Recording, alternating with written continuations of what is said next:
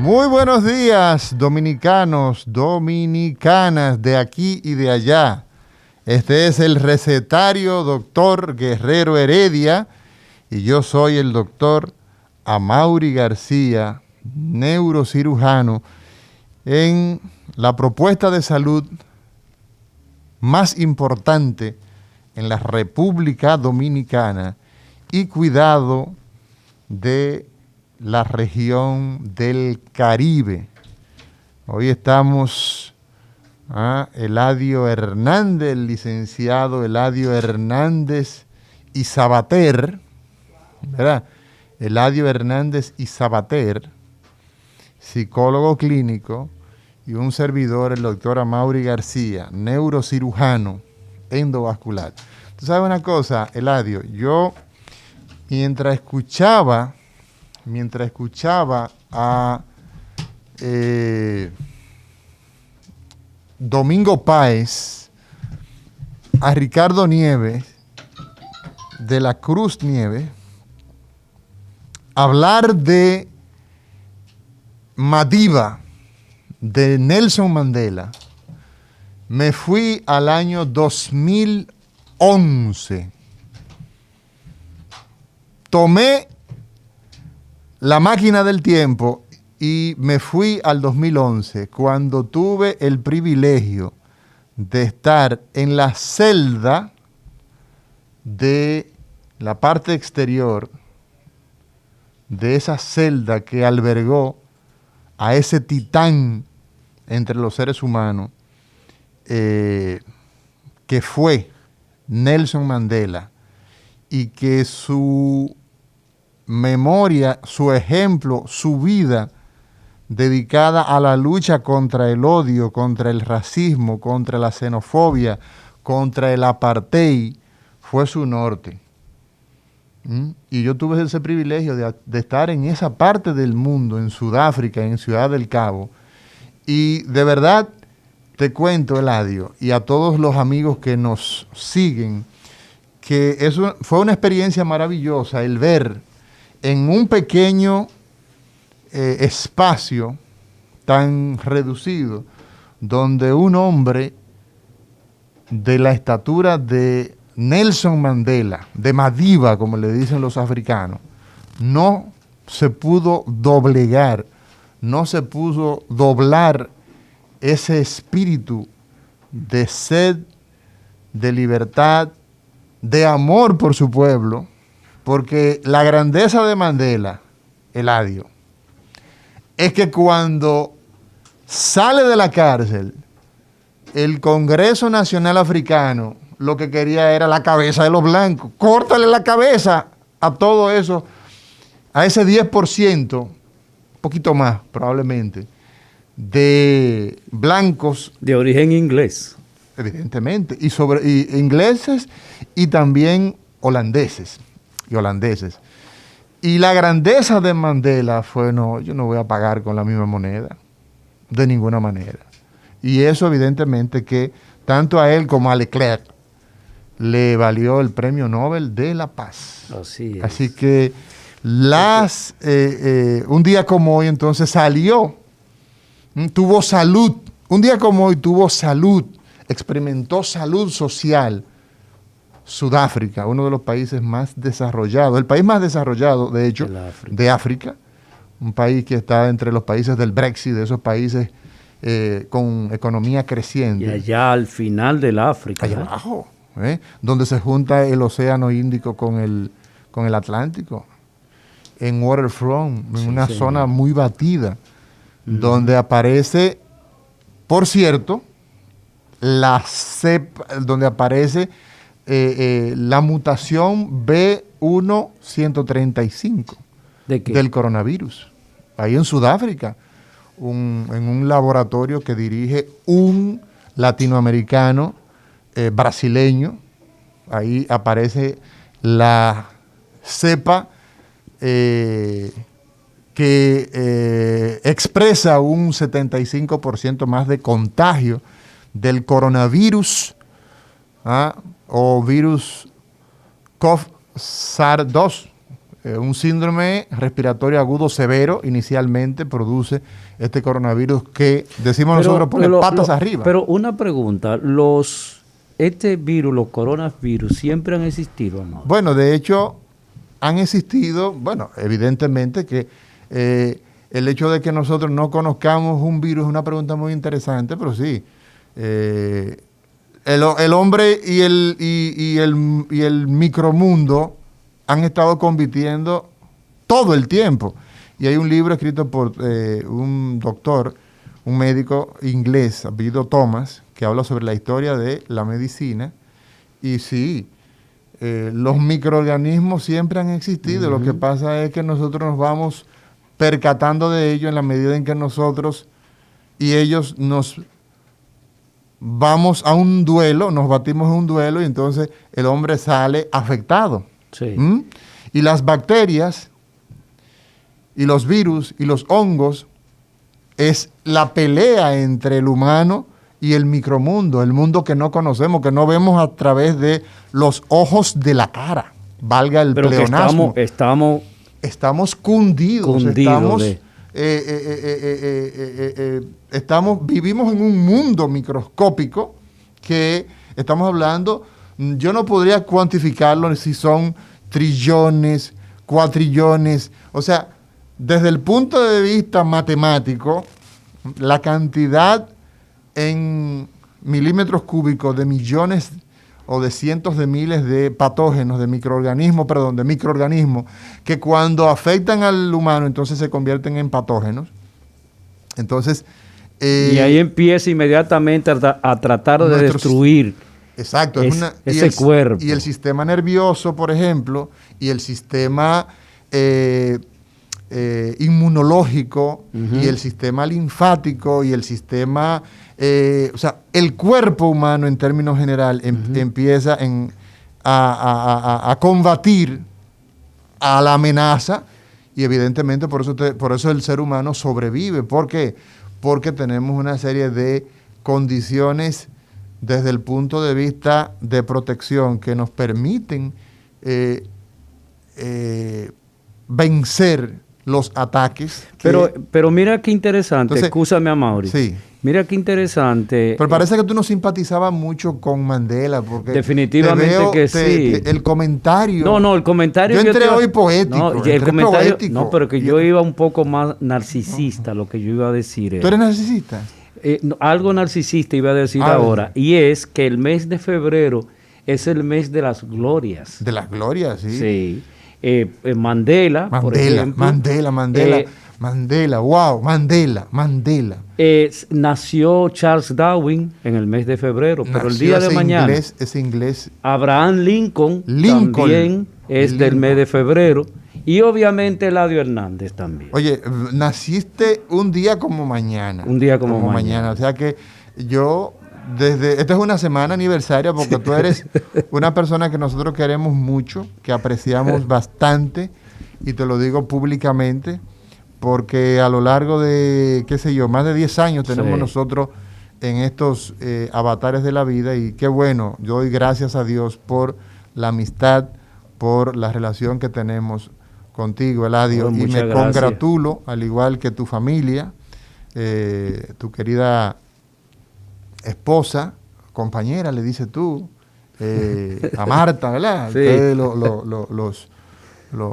de corte ideológico, no, compañera, le dicen, tus hijos, qué bueno, felicidades, querido amigo. Y en el día de hoy nosotros pues... Pero antes de entrar al tema del día de hoy, que ya fue anunciado por nuestro amigo Domingo Páez, al cual he estado llamando sin éxito. Sí, porque es que tú no lo llamas al teléfono que él coge, tú sabes que él tiene varios teléfonos. Ya entiendo. Él tiene varios teléfonos. Ok. Sí. Entonces, ya fue tú no me vas a poner a pelear con Domingo. Fue anunciado el tema, pero ¿cuáles son los virus, si puedo decir virus, o qué es lo que pasa que cuando muere un ser humano, Amaury, a los 3 días prácticamente desaparece el cuerpo físico, solamente quedan los huesos? No, no es probablemente no por es la tan- dureza. No es tanto así, no es tan rápido. ¿Cómo es así? ¿Cómo es así? O sea, ¿O no son es- 7 días realmente? No, no es tanto así. De hecho, tú tienes momia, tú tienes casos que van a influir Y en... solamente le queda el pelo. Yo no voy a tener ese problema. No, el problema tuyo, ya tú empezaste a resolverlo, porque a ti no te queda casi. Pero bueno, el asunto es que nuestro cuerpo, la vida cuando las funciones vitales cesan, la circulación de ese tejido maravilloso, Ujú. la sangre, que es quien mantiene la vida, ¿verdad? Se produce entonces un deterioro, el tejido empieza a descomponerse Ok. y todo se pudre. Usted toma un pedazo de carne, ¿ah?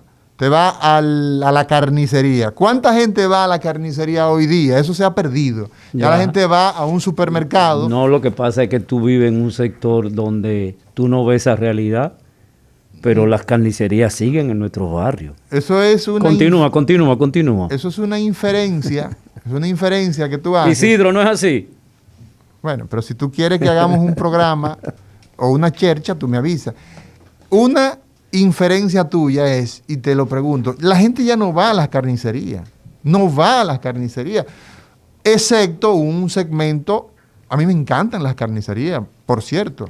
Tú ves, por ejemplo, ahí en la Ciudad Ganadera, en Oh, ese sí, mercado, sí. o el mercado Modelo, o el mercado de la 27, pero son lugares donde a veces no encuentran las facilidades. Pero, por ejemplo, para tú conseguir hoy día 1 kilo de carne, vas fácilmente a un supermercado. Hace, digamos, De eso que tú llevas para asar allá donde tú vas hace, con la familia. digamos, 30 años, Eladio Hernández, usted conseguir 1 kilo de carne, ¿qué tenía que hacer el ser humano? Ir a un mercado, coger Ujú. al mercado Sí. de la Duarte, al mercado Modelo, o en El Santiago, mercado nuevo, o a los que siempre hospedajes. fue nuevo y tiene más de 60 No, años. debe tener 300 años. Entonces, hace 200 años, para conseguir 1 kilo de carne, había que matar, ¿verdad? E ir a una carnicería entonces más. Y hace 500 años, el ser humano tenía menos capacidad de poder consumir alimentos, como hoy tú vas a un Sí. lugar donde lo encuentras todo. Por eso la Nosotros- extensión de la Entonces, esperanza obesidad- de vida también. Exacto, y también hemos, Desarrollado. hoy estamos más nutridos, hoy estamos mejor nutridos, y en otro sentido también viene la hipernutrición o la malnutrición, como ocurre con el caso de las comidas que entonces tienen unos preservantes. Pero bueno, creo que nos hemos desviado bastante. Sí. Pero El yo asunto quiero es, que tú me respondas el asunto ese de la descomposición de... tú coges un pedazo de carne Ok. y usted va a encontrar que ese pedazo de carne, por todo, primero por la falta de aporte de esos nutrientes que va por la sangre, entonces todo el proceso metabólico que se ocurre, que se da, entonces cesa. Y lo que viene entonces es que viene una colonización de microagentes, ¿verdad? Como las bacterias, Ok. y empiezan a Te destruir. ¿verdad? invaden ahí. Colonizan todo eso, entonces viene la putrefacción y Por esa bacteria, ¿de dónde provienen? ¿Dónde están? el mundo entero, el ambiente en el que nosotros nos desenvolvemos. Hay un micromundo, Ok. ¿verdad? Que es más amplio. Si somos 7.000 millones de seres humanos, 7.500 estamos ahora. 7.500, tú vas a encontrar que la cantidad de microorganismos es impensable. Es como ver las estrellas en nuestro cosmos, en nuestra galaxia, la cantidad de microorganismos que tenemos. Wow. Entonces, ¿qué ocurre? Que los microorganismos en lugares específicos se mantienen en una armonía. En la piel nosotros tenemos, por ejemplo, estafilococos, ¿verdad? Que es un tipo de microorganismo, Ahora, tú vas a tener que ese microorganismo colocado en otra zona del cuerpo va a producir entonces Ok. enfermedad. Y entonces el punto en cuestión es que el ser humano, a lo largo de la historia, ha tenido una batalla constante con ese micromundo. Y, por ejemplo, las enfermedades que trajeron los habitantes de Europa, a los habitantes de América, de esa América precolombina, que no habían padecido, por ejemplo, sarampión, viruela. Entonces, no existían mecanismos, no existían anticuerpos. Ni vacunas. Ni vacunas, por ejemplo. Pero la forma natural, cuando tú padeces una enfermedad, se genera en ti una defensa. Tú creas unos anticuerpos. Existe una relación de los antígenos, una relación que se da entre la gente que entra y que serían en este caso los antígenos y los anticuerpos que crea tu cuerpo, y entonces eso te produce una protección. En el caso de esos microorganismos que vinieron a través de esas enfermedades con nuestros colonizadores, generó que en muchos casos... Oye, como tú dices, nuestros colonizadores. Sí, los colonizadores, tú tienes que decir. Bueno, no lo asumas como tuyo. Es que soy yo que estoy hablando. Tú hablas de esa manera. Está bien. Pero ¿qué ocurre, Eladio Hernández y Sabater, que tú no mencionas ese apellido de Alcurnia, apellido de rimbombanza? Ocurre que los microorganismos siempre han estado en nuestro medio y han librado el hombre una batalla feroz contra el medio. Y el tema es que no hay ni ganadores ni perdedores, sino que en la mayoría de los casos lo que podemos hablar es que sobrevivimos ambos. ¿Cómo que ganadores y perdedores, Amaury? Ya. Cuando tú tienes por ejemplo, ha desaparecido, por ponerte un caso, la identificación de esos microorganismos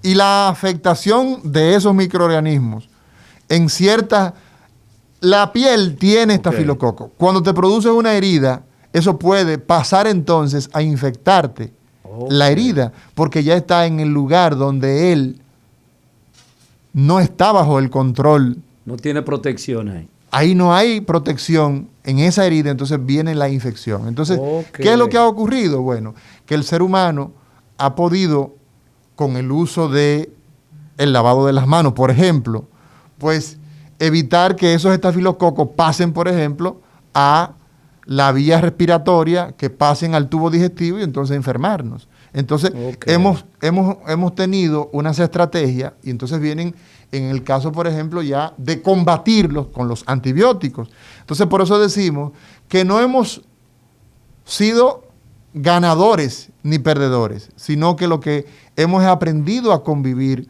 con ese medio microscópico, porque es lo que el ser humano ha logrado a lo largo de la historia del ser humano sobre la Tierra.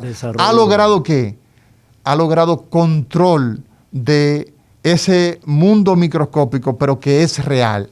Tú puedes tener sobre esta mesa, en ese microscopio, puedes tener cantidades de microorganismos que pueden hacer un daño extraordinario. Por ejemplo, el estreptococo beta hemolítico que está en la garganta, cuando pasa al corazón, produce endocarditis. ¡Epa! Y produce entonces una de las enfermedades que hace en la República Dominicana que lleve a ese enfermo, a ese niño, con amigdalitis recurrente, maltratada, llevarlo al quirófano más adelante, incluso ya de adulto, a hacerle un reemplazo valvular. Entonces, evidentemente... Mira qué complicaciones. Pero eso ocurre en países pobres, sobre todo. Tú no ves esa situación ya en países ricos porque hemos aprendido a lavarnos las manos hace ya muchísimos años, a pesar de que hay personas aquí que no se lavan las manos. ¿Entiendes? Entonces, por eso yo digo que el tema es que hemos logrado los seres humanos convivir con los microorganismos. No podemos decir que le hemos ganado la batalla. ¿Entiendes? Y el uso, por ejemplo, de los antibióticos. Los antibióticos han sido, sin lugar a duda, que una de las grandes, de las grandes invenciones de descubrimiento que tiene el ser humano. Okay. Sin embargo, uno de los grandes problemas que tenemos hoy día es la resistencia, ¿verdad?, de esos microorganismos a los antibióticos mejores como la penicilina. Porque han aprendido también. Tienen que defenderse, tienen que tener mecanismos de defensa. Wow. Y eso evidentemente que es uno de los elementos perjudiciales del abuso de los antibióticos. Al punto que tú encontrabas en los pueblos de la República Dominicana una persona que te decía, iba a un colmado, a una pulpería y le decía al dependiente, dame una ampicilina 500 que me duele la cabeza. Un antibiótico para un dolor de cabeza. Continuamos. Eladio Hernández y Sabater. Happy birthday to you. Muchas gracias. For tomorrow. For tomorrow. Para mañana, ¿verdad? Eladio Hernández, tú sabes lo que es la hidrocefalia. Hidro. Ajá, vamos a ver. Que tiene que ver con agua. Tiene que ver con agua. Va bien, va bien. Dice el doctor José Isidro Ruiz, quien es mi pana full. Ajá. Sí, neurocirujano. Oye, la primera cosecha de neurocirujanos del Hospital Docente Universitario Dr. Darío Contreras se produjo. La residencia nació en el 90 y él, junto con el doctor José Marmolejo y con Dioris Antigua, son los 3 primeros neurocirujanos del Hospital Darío Contreras. Me manda el doctor José Ruiz un afecto grande a ese querido amigo. Me dice, mira, son 7.800 millones de habitantes a diciembre del 2020. Gracias por el dato, doctor Ruiz, y sobre todo por su sintonía. Nos honra sobremanera que usted nos dé seguimiento. ¿Tú sabes una cosa? ¿Y cuántos van a desaparecer con la pandemia? Bueno, la pandemia es difícil de cuantificar, sí, ¿tú sabías? Definitivamente. Sí. ¿Por qué es difícil cuantificar? Te pregunto. Porque nosotros no vemos el impacto que tiene el problema del coronavirus, ¿verdad? El problema del coronavirus, nosotros solamente lo estamos viendo quizás en función de los que se mueren a consecuencia del virus per se, pero no los que mueren como consecuencia de estar en epidemia. ¿Me explico? Sí. El paciente que tiene un infarto cardíaco y el servicio hospitalario no funciona adecuadamente. Ese paciente, lamentable el caso, va a fallecer por la situación de que no encontró servicio para que le atendieran el infarto cardíaco o el ACV que le dio. Wow. Entonces, ese no es un paciente de COVID, pero es un paciente de la situación de epidemia, de pandemia. Sí. Entonces, uno de los grandes problemas que tenemos que analizar y en grande es precisamente el impacto que tiene la pandemia en la saturación de los servicios de salud. Tenemos menos capacidad de poder atender a la gente. El 80% de los problemas de salud, ¿dónde se resuelven? En la comunidad, pero esa comunidad, en los centros de atención primaria, en nuestro país no existe. No tenemos un sistema bien articulado. Sí. Entonces, evidentemente que si la población del mundo hoy es 7.800 millones, tú tienes que cada año mueren por enfermedad cardiovascular, por ejemplo, para situarte un caso. Y podemos ir buscando los datos. ¿Cuál es la mortalidad, por ejemplo? ¿Cuántos millones mueren de ACV? La enfermedad que nosotros siempre estamos cacareando y hablando y diciendo, piensen en nosotros, llámenos, nuestros teléfonos, nuestro WhatsApp 475-8999 para los pacientes con ACV y el paciente con infarto agudo del miocardio. 17 millones de personas mueren cada año en el mundo por causa de lo que la OMS considera como enfermedades cardiovasculares, cardio, corazón, vascular, todo lo que tiene que ver con esa enfermedad de las arterias hacia el cerebro, enfermedades de las arterias hacia la aorta, por ejemplo, la aorta torácica, la ruptura de esa gran arteria con un aneurisma aórtico es una catástrofe y eso mata gente. Entonces, ¿cuántas personas fallecen, por ejemplo, por el tema de, digamos, de cáncer en el mundo? Por ejemplo,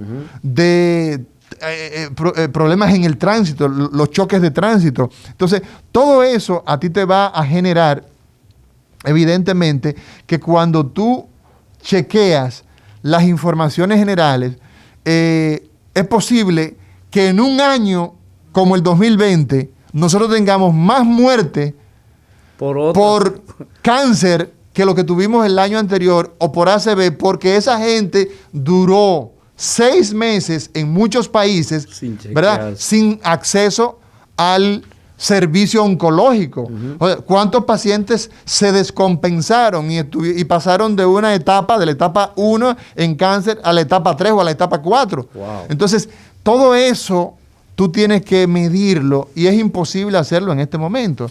Nosotros probablemente decimos, bueno, ahí han muerto 1.800.000, 2 millones de ciudadanos del mundo por el COVID, pero ¿cuánto le ha costado no solamente al tema económico? ¿Cuánta gente hoy está más pobre, tiene menos acceso a alimentos, en fin? O sea, ¿cuántas personas han muerto porque los servicios que ellos habitualmente recibían no lo encuentran, no funcionan? Por ejemplo, o funcionan Amaury, deficitariamente. Ya, a propósito del tema de esta mañana, la atención a niños con hidrocefalia en este momento, ¿qué atenciones tiene? ¿Cómo podemos visualizarlo antes de entrar en los detalles de lo que es la hidrocefalia?